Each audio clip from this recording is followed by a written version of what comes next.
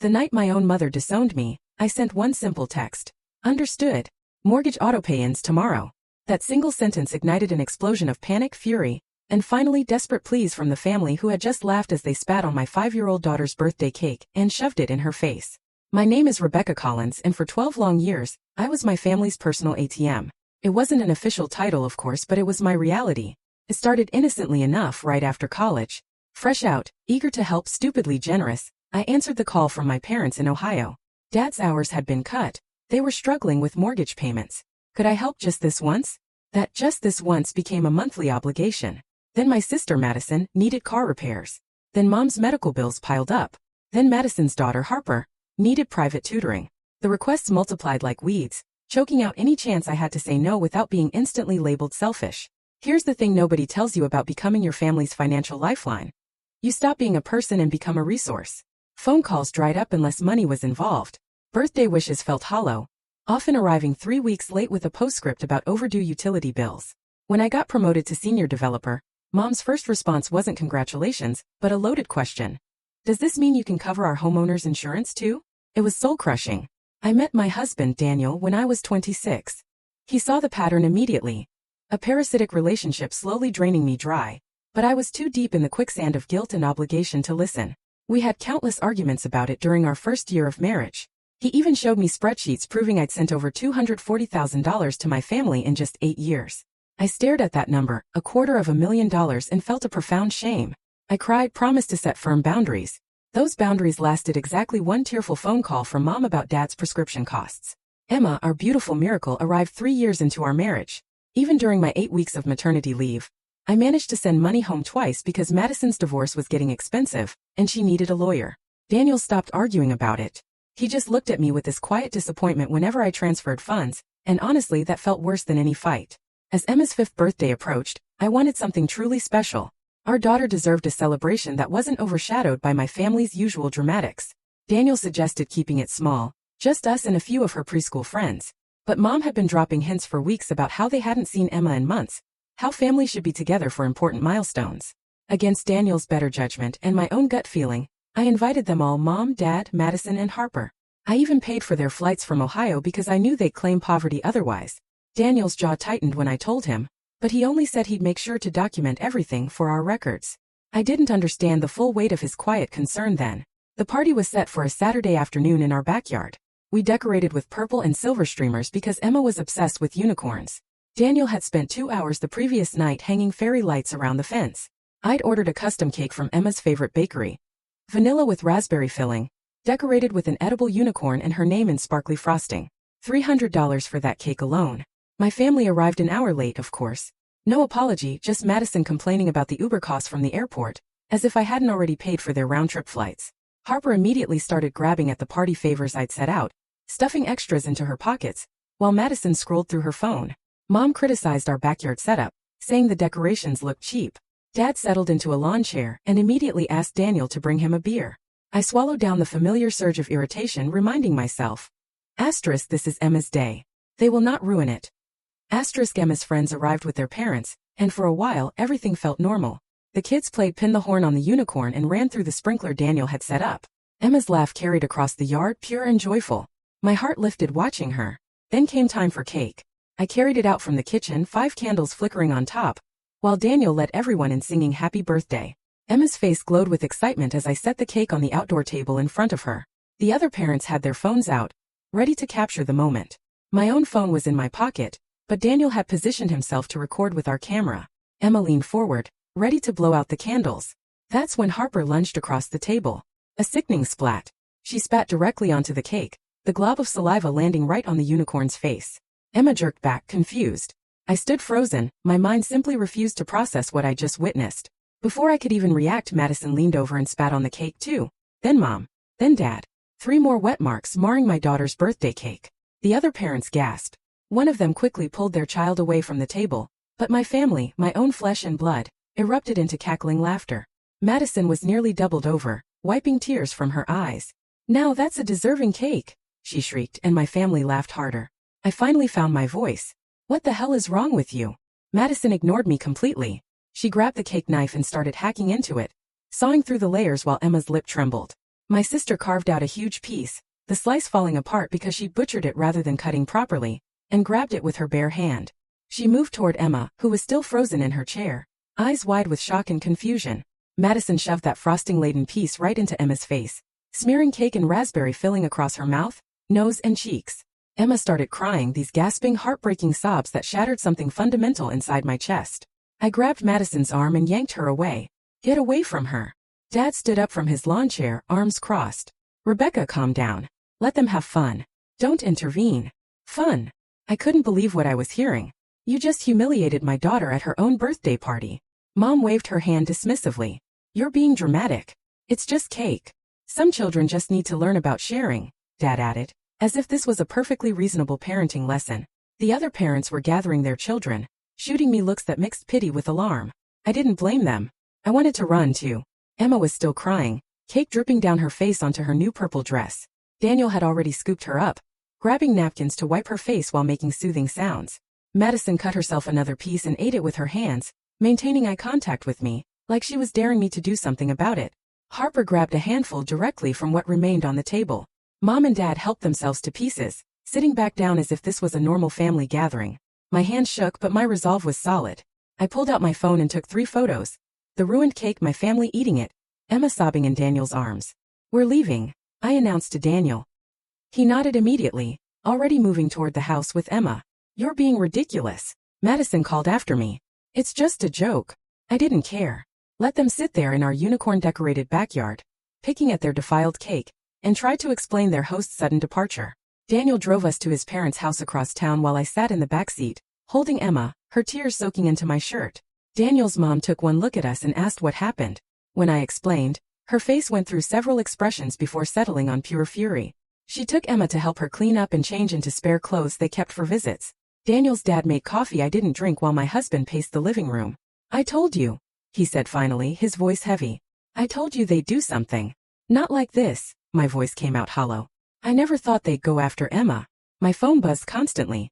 I ignored it until we got Emma settled in front of a movie with Daniel's parents. Then I looked. 17 missed calls from my mom. 23 texts in the family group chat. Mostly Madison calling me oversensitive and Mom demanding I come back home so we could talk like adults. Dad had sent a long paragraph about respecting your elders and learning to take a joke. Nothing from any of them even mentioned Emma. No apology.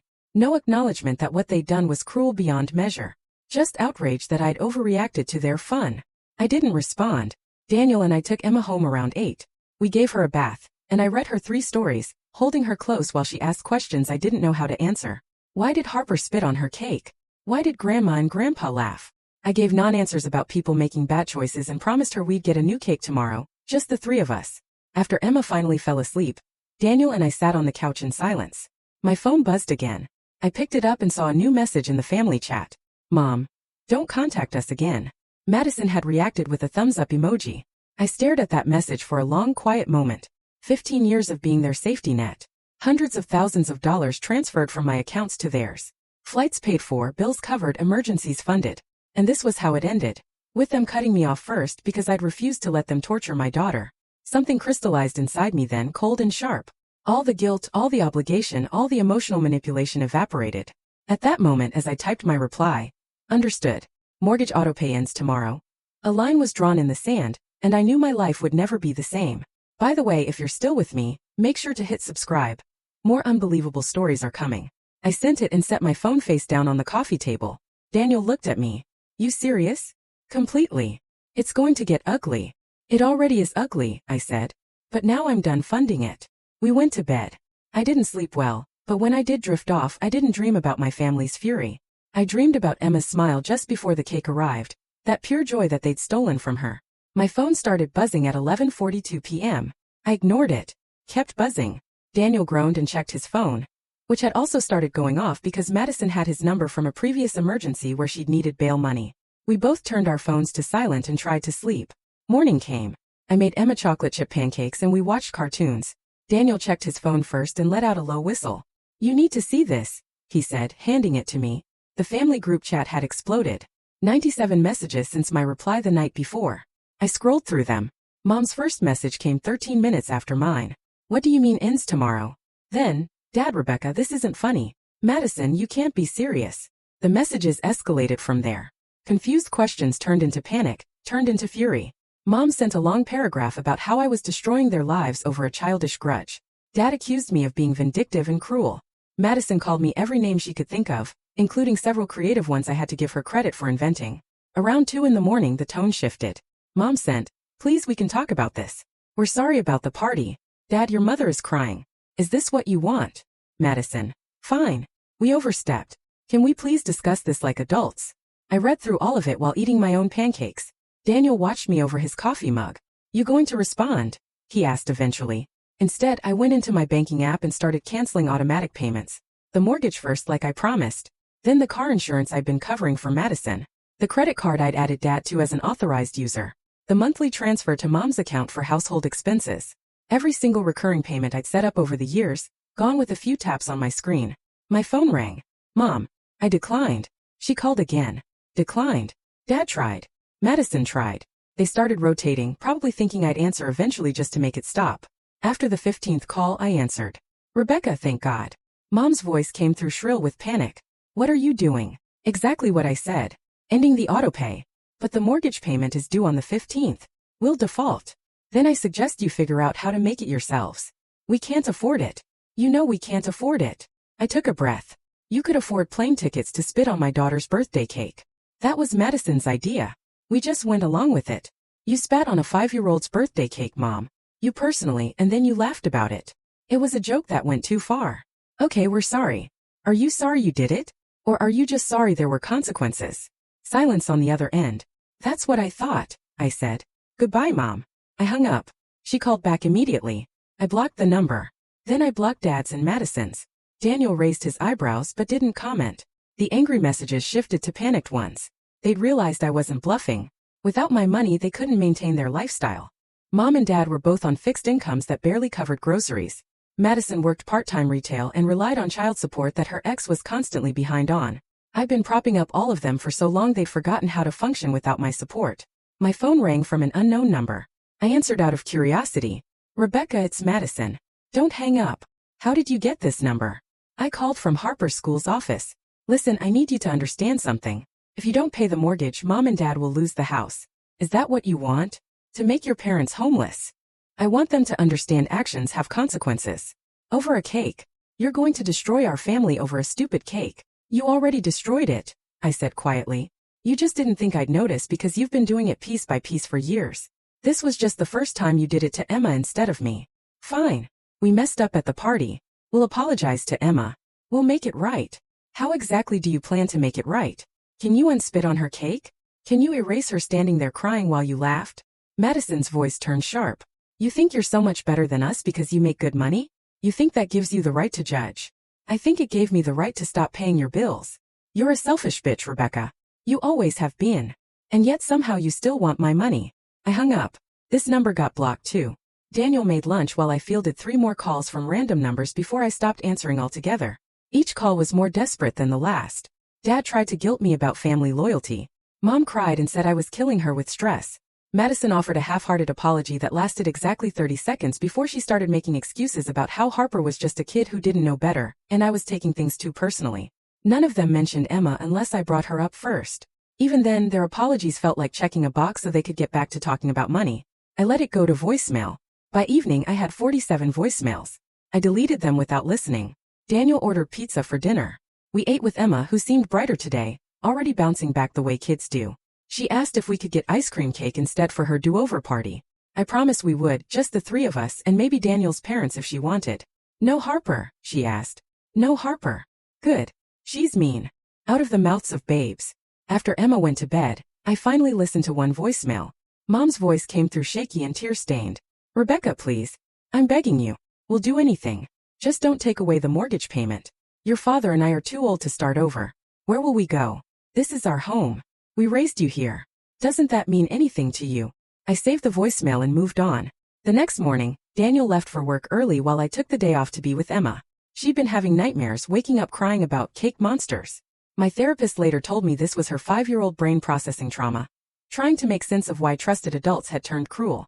I'd scheduled an emergency appointment with a child psychologist for later that week. Around 10, my doorbell rang. I checked the security camera Daniel had installed last year and saw Madison standing on my porch, looking haggard. Dark circles under her eyes, hair pulled back in a messy ponytail, wearing sweatpants and an oversized hoodie. I didn't open the door. She rang again. Then she started knocking.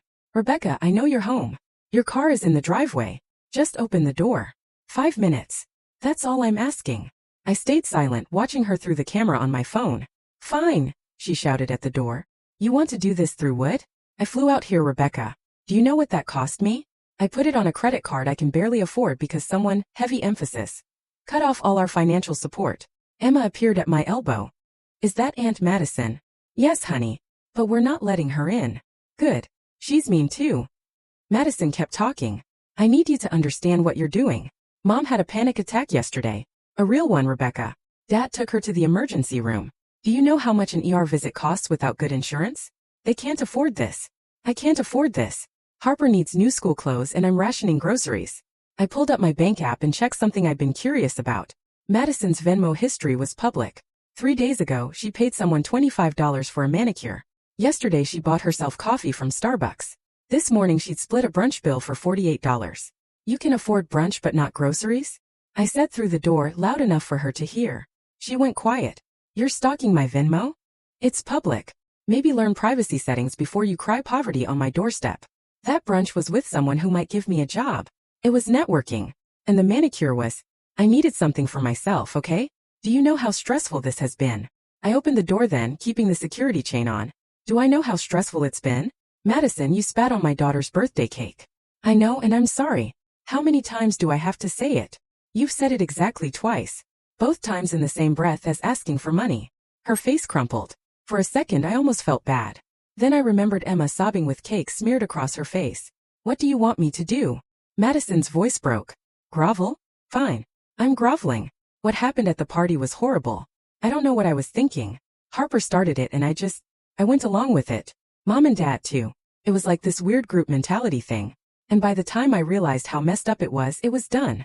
Why did Harper start it? Madison looked away. She's been having issues at school acting out. Her therapist says she's angry about the divorce. So you let her take it out on Emma? No, I mean I didn't plan it. It just happened. Things like that don't just happen, Madison. Harper is 9 years old. Someone taught her that behavior is acceptable. My sister's jaw tightened. Are you saying I'm a bad parent? I'm saying you stood by while your daughter bullied mine, and then you participated. What does that make you? She pulled out her phone and started typing furiously. You're unbelievable. You really think you're perfect, don't you? Perfect job, perfect husband, perfect house, perfect life. Meanwhile, the rest of us are struggling and you can't even help your own family? I helped for 15 years, and now you're punishing us for one mistake. Do you hear yourself? I tightened my grip on the door. You keep calling it a mistake. Mistakes are accidents. What you did was a choice. Multiple choices. You chose to spit on the cake. You chose to shove it in Emma's face. You chose to laugh while she cried. Those weren't mistakes, Madison. That was cruelty. Oh my God, she's fine. Kids are resilient. She's having nightmares. That stopped Madison cold. What nightmares? She wakes up crying. She's scared of birthday parties now. Her own birthday traumatized her because you and Mom and Dad decided to have fun at her expense. Madison's face shifted through several emotions. Surprise, guilt, defensiveness, and finally anger. Well, maybe if you didn't cuddle her so much, she wouldn't be so sensitive. Harper has had way worse happen to her and she deals with it. Harper spits on cakes, you know what? Forget it. Madison shoved her phone in her pocket. I tried. I came all the way out here, humiliated myself on your doorstep. And you're still acting like we committed murder. I hope you enjoy your high horse, Rebecca. I hope it keeps you warm when you're old and alone because you cut off everyone who ever cared about you. The people who care about me don't abuse my daughter.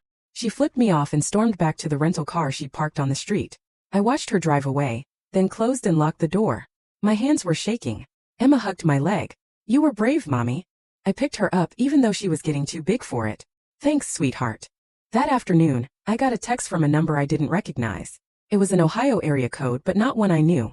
This is Janet Mills, your parents' neighbor. I think you should know your mother collapsed today. She's in the hospital. Your father is there with her. Whatever is happening between you and your family, she's still your mother. Please call her.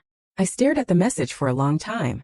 Daniel came home and found me sitting at the kitchen table, phone in hand. What's wrong? I showed him the text. He read it then sighed. You think it's real? I don't know. Maybe. Could be a manipulation tactic. Could be. But what if it's not? Daniel sat down across from me. Do you want to call? Did I? Part of me did. The part that remembered being 7 and Mom staying up all night when I had the flu. The part that remembered Dad teaching me to ride a bike, running behind me until I found my balance. Those people felt like strangers now, but they'd existed once. If I call, it opens the door again, I said slowly. They'll think they can get to me through emergencies. Probably true. But if something really is wrong and I ignore it, I'll feel guilty forever. Also probably true. I appreciated that Daniel wasn't trying to make the decision for me. He just sat there, present and supportive while I worked through it. Finally, I dialed the hospital's main number and asked for patient information. Yes, Patricia Mitchell was a patient currently admitted. No, they couldn't provide any information about her condition without authorization. I would need to speak with the patient directly or be listed as an authorized contact. I didn't call Mom's room. I didn't drive to Ohio, but I sent flowers with a card that simply said, "Hope you recover soon." Mom called me from the hospital that evening. I answered. "You sent flowers?" Her voice sounded weak and raspy. "I heard you were sick. I had a heart episode. Stress-induced. They're saying my blood pressure was dangerously high. I'm sorry you're dealing with that." A pause. "Are you really?" The question caught me off guard. "Of course I am. I don't want you to be sick, Mom, but not sorry enough to help us keep our house." There it was. Less than 2 minutes before she turned her health crisis into emotional blackmail. "My helping or not helping has nothing to do with your blood pressure," I said carefully. "You need to manage your stress and take your medication. That's between you and your doctors. Easy for you to say when you're not the one losing everything. You're not losing everything. You're losing a house you couldn't afford without my money. There's a difference. This is our home, Rebecca. We've lived here for 32 years. Your father built that deck himself. I planted every flower in that garden, and you're just going to let them take it. You let your granddaughter get humiliated at her own birthday party. You laughed while she cried. So yes, I'm going to let the bank take a house." Mom's breathing got heavier. "The nurse is telling me I need to calm down. This conversation is raising my blood pressure." "Then we should hang up. How can you be so cold? What happened to you?" "You did, Mom. You and Dad and Madison. You happened to me." I ended the call before she could respond. Then I blocked that number too. 3 days later, Dad called from a different number. I was ready this time. "Your mother is still in the hospital because her blood pressure won't stabilize," he said without preamble. "The doctors say stress is keeping it elevated. You're killing her, Rebecca." "I'm not doing anything to her. Her body is reacting to stress that she's creating. We wouldn't be stressed if you hadn't cut us off. You wouldn't have gotten cut off if you hadn't abused Emma. For Christ's sake, it was a cake. A cake. You're destroying this family over dessert. I'm protecting my daughter. There's a difference. You're being selfish and vindictive. You're punishing all of us because you can't take a joke. Spitting on a 5-year-old isn't a joke, Dad. It's abuse." "Oh, abuse. Everything is abuse these days. In my day, kids learned to deal with things. They didn't fall apart over every little incident. Your generation is too soft. Harper is your generation, Dad. Madison raised her with your values. Look how that turned out." He sputtered. "Don't you dare blame us for Harper's behavior." "Why not? You're blaming me for your mortgage problems. That's different. You made a commitment to help us." "No, I made a series of voluntary payments that you turned into an expectation. I don't owe you my income for the rest of your lives. We're your parents. We raised you, fed you, clothed you, put a roof over your head. You owe us everything. I was a child. That was your job. I don't owe you financial support until you die because you did the bare minimum required by law." Dad's voice dropped to something dangerous. "Your mother is in the hospital because of you. If something happens to her, that's on your conscience. Can you live with that? Can you live with what you did to Emma?" Silence. "Then Emma is fine. Kids bounce back." "Well, maybe you should toughen her up instead of coddling her. The world is a harsh place. Better she learns it now." Something in my chest went cold and hard. "You know what, Dad? You're right. The world is harsh. It's full of people who take advantage of kindness and turn generosity into obligation. People who hurt children and expect no consequences. Emma is learning that lesson right now. She's learning that some people don't deserve a place in her life, even if they're related to her. Especially if they're related to her." "You self-righteous little..." I hung up. My hands weren't shaking this time. I felt calm, centered, sure of my decision in a way I hadn't before. Daniel found me in Emma's room watching her sleep. "You okay?" "Yeah," I said. "I really am." Over the next few weeks, I learned through mutual acquaintances what was happening in Ohio. Mom got discharged from the hospital with new blood pressure medication and strict orders to reduce stress. The house officially went into foreclosure proceedings. Madison's car insurance lapse resulted in her getting pulled over and receiving a ticket she couldn't afford. Dad took a part-time job at Home Depot to try covering basic expenses, but at 73, the physical labor was hard on him. Each piece of information arrived like an attempt to make me feel guilty. The mutual acquaintances would relay these details with meaningful looks, waiting for me to crack, to pull out my checkbook and save the day like I'd always done before. I didn't crack. Instead, I took Emma to Disneyland for a long weekend. We rode every ride she was tall enough for, ate Mickey-shaped ice cream, watched the parade twice. She laughed so hard on Splash Mountain that she got the hiccups. We stayed at a nice hotel with a pool, and she practiced swimming while Daniel and I lounged on chairs, actually relaxing for the first time in months. No calls about emergencies, no guilt trips, no financial crisis that required my immediate attention. Just me, Daniel, and Emma being a family. The photos I posted on Facebook were deliberate. Emma with Mickey Mouse. Emma in front of the castle. Emma asleep in the hotel bed clutching a stuffed Minnie Mouse with a smile on her face even while sleeping. Madison commented, "Must be nice." I deleted the comment and blocked Madison on Facebook entirely. I should have done it when I blocked her number, but I'd forgotten about social media. That oversight was corrected. An aunt I rarely heard from messaged me privately. "I heard about what happened at the birthday party. Your mom is telling a very different story, but I wanted you to know that I believe you. What they did was unforgivable. I'm sorry I can't help them, but I won't judge you for stepping back." It was the first time anyone from that side of the family had acknowledged the truth. I thanked her, and we had a brief conversation where she shared that my parents had borrowed money from her years ago and never paid it back. She'd written it off, but it had damaged their relationship. Apparently, I wasn't the only family ATM, just the one who'd taken the longest to turn off the tap. When we got back from Disneyland, I found a letter in my mailbox. Handwritten, Ohio postmark, Mom's looping cursive on the envelope. I almost threw it away unopened. Daniel suggested I at least read it so I'd know what I was dealing with. The letter was 4 pages long. Mom's handwriting got shakier as it progressed, like she'd written it over several sessions. It started with health updates, her blood pressure, Dad's back pain from his new job, the stress they were under. Then it moved into memories of my childhood, reminding me of family vacations and holidays, birthday parties they'd thrown for me, times they'd supported me through difficulties. The 3rd page got truly manipulative. She wrote about how disappointed they were in the person I'd become, how money had corrupted me, how I'd chosen material wealth over family bonds. She said Emma would grow up to resent me for keeping her from her grandparents, that I was depriving my daughter of important family connections over my own stubborn pride. The final page was an ultimatum.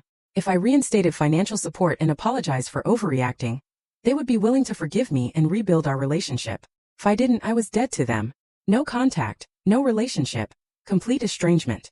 "The choice is yours," she wrote at the bottom. "Choose wisely." I read it twice, then put it in a folder with the photos from Emma's party and the screenshots of their text messages. My lawyer had suggested documenting everything in case they tried to sue me for financial support or grandparents' rights. This letter was another piece of evidence showing their priorities. I didn't respond to the letter. Their ultimatum required no response. They'd already made their choice when they hurt Emma. Over the next week, the messages continued but decreased in frequency as reality set in. After 3 months of non-payment, the mortgage company sent them a formal notice of default. Their car insurance lapsed because Madison couldn't afford to reinstate it. Dad's credit card got declined at the grocery store. Mom had to cancel her standing hair appointment. Small inconveniences compared to what they put Emma through, but they acted like I'd personally set fire to their lives. Madison created a Facebook post about ungrateful family members who abandoned their relatives over minor disagreements. She didn't name me specifically, but several mutual acquaintances figured it out and reached out, asking my side. I didn't respond to most of them. To the few I did reply to, I sent the photos from the party and asked if they considered spitting on a child's birthday cake a minor disagreement. The post came down within 6 hours. 2 weeks after the party, I got a call from a number I didn't recognize with an Ohio area code. I almost didn't answer, but something made me pick up. "Rebecca Collins?" An official-sounding woman's voice asked. "Speaking. This is Margaret Chun from First National Bank. I'm calling regarding the property at 847 Maple Street in Columbus. Our records show you've been making the mortgage payments on this property." "That's correct. I've discontinued those payments." "I see. The property owners, Gerald and Patricia Mitchell, have missed their first payment. We're required to notify them that continued non-payment will result in late fees and eventually foreclosure proceedings if the account becomes 90 days delinquent." "I understand." A pause. "Ma'am, the property is currently 30 days past due. If payment isn't received within the next 15 days, we'll begin foreclosure proceedings." "I understand. Mrs. Collins, I feel obligated to inform you that foreclosure will significantly impact your parents' credit and future housing options. They should have considered that before assaulting my daughter." Another longer pause. "I see. Is there any arrangement we can discuss that would? No, thank you for calling. I hung up and immediately called a lawyer I'd found through Daniel's company recommendations. By the end of the week, I'd worked with my lawyer to resolve my connection to their mortgage. Since I'd never been an official cosigner, just the one making payments through an automatic transfer, stopping the payments was completely within my rights. The lawyer sent a formal letter to the bank clarifying that I had no legal obligation to the property, and that all future correspondence should go directly to Gerald and Patricia Mitchell, the actual mortgage holders. My financial ties to their house were severed completely. Mom sent one final text from yet another new number. I hope you can live with yourself. Your father is sick with worry. This stress might actually kill him. His blood pressure is through the roof, but I guess that doesn't matter to you anymore. I replied. His blood pressure didn't stop him from spitting on Emma's cake. The messages stopped after that. It's been 4 months now. I've heard through mutual acquaintances that after the bank initiated foreclosure proceedings at the 4-month mark, Mom and Dad accepted they couldn't save the house. They sold it in a short sale to avoid having a foreclosure on their record, and moved into a small apartment on the other side of Columbus. Madison apparently moved in with them because she couldn't afford her own place anymore. Harper got pulled from her private tutoring. Am I supposed to feel guilty about this? Because I don't. I feel lighter than I have in 15 years. Truly free. Emma had her do-over party with just us and Daniel's parents. Ice cream cake. No unicorns this time. She wanted dinosaurs instead. We went to the Natural History Museum, and she talked the entire day about velociraptors. She hasn't asked about my family since that first week. Kids understand more than we give them credit for. She knew they were mean. She's better off without them. So am I. Daniel and I opened a college fund for Emma with the money I'm no longer sending to Ohio. We're planning a real vacation next summer. Maybe Hawaii, maybe Europe. We can afford it now that I'm not funding 3 other adults' lives. Sometimes I think about what would have happened if I caved. If I'd answered those panicked calls and restored the payments and swallowed the humiliation of what they did, they would have learned nothing. The next family gathering would have brought some new cruelty, some new boundary violation, because I would have taught them they could do anything and I'd still be there with my wallet open. Emma deserved better than that. More importantly, I deserved better than that. People ask if I missed them. I missed the family I thought I had. The one that existed in my head, where they actually cared about me as more than a funding source. I don't miss who they really are. I don't miss the guilt trips or the constant financial emergencies, or the way they treated my generosity as an obligation rather than a gift. The bank officially foreclosed on the house after 6 months of non-payment. Madison's Facebook has gone quiet. Mom and Dad's landline was disconnected. I could reach out, I suppose, find their new address, offer to help with their rent. But I won't because every time I'm tempted, I remember Emma's face covered in cake, her tears, her confusion about why the people who were supposed to love her had hurt her instead. And I remember that sometimes the kindest thing you can do for yourself is walk away. My phone buzzed last week with a message from an unknown number. This is your mother. I got a new phone. Please call me. We need to talk. I deleted it without responding. This entire ordeal forced me to confront what family truly means. Have you ever faced such a difficult decision, where protecting yourself or your children meant cutting ties with those you once loved? I'd love to hear your thoughts and experiences in the comments below.